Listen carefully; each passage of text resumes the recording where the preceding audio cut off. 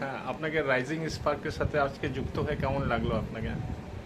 আমার তো রাইজিং স্পার্কের সঙ্গে আমার পেশেন্ট বাচ্চার বাবা যখন প্রপোজালটা দিল, আর এই ফিলান্থ্রপিক অ্যাটিটিউডটা তো আমার খুব ভালো লেগেছে। তারপরে আমি বললাম হ্যাঁ আমি আপনাদের সঙ্গে আছি। উনি আজকে আমাকে একটা অসম্ভব ভালো একটা এক্সপিরিয়েন্সের পাওয়ার একটা সুযোগ করে দিলেন মিস্টার চৌধুরী ফাউন্ডেশনে।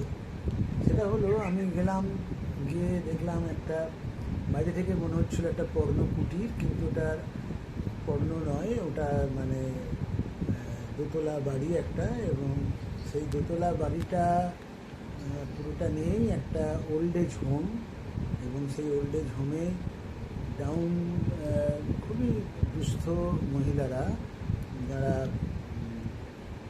ওখানে আছেন, এবং যথেষ্ট ভালোভাবে ওনাদের পোশাক আশাক, রান্নাঘর, তারপর স্টাফেদের সব মিলেই আমার একটা খুব ভালো অভিজ্ঞতা হলো।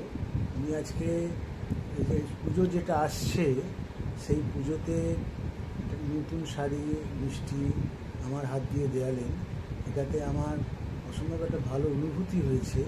এবং এই ধরনের এক্সপিরিয়েন্স পেলে এই বয়সে আমি খুব তৃপ্তি অনুভব করি, এবং সেই তৃপ্তিটা দেওয়ার জন্য আমাকে অসংখ্য ধন্যবাদ। আমি আশা করব এই অর্গানাইজেশনটা, এই স্পার্ক ফাউন্ডেশন, আরও অনেক রকম ওনার কাছ থেকে শুনলাম অনেক নতুন নতুন আইডিয়া, যেমন আপনার লিম্ব ট্রান্সপ্ল্যান্টেশনের ক্ষেত্রে নিয়ে কাজ করতে চাইছেন, আরও কতগুলো প্রোগ্রামের কথা বললেন, সেগুলো খুবই মানে ভালো।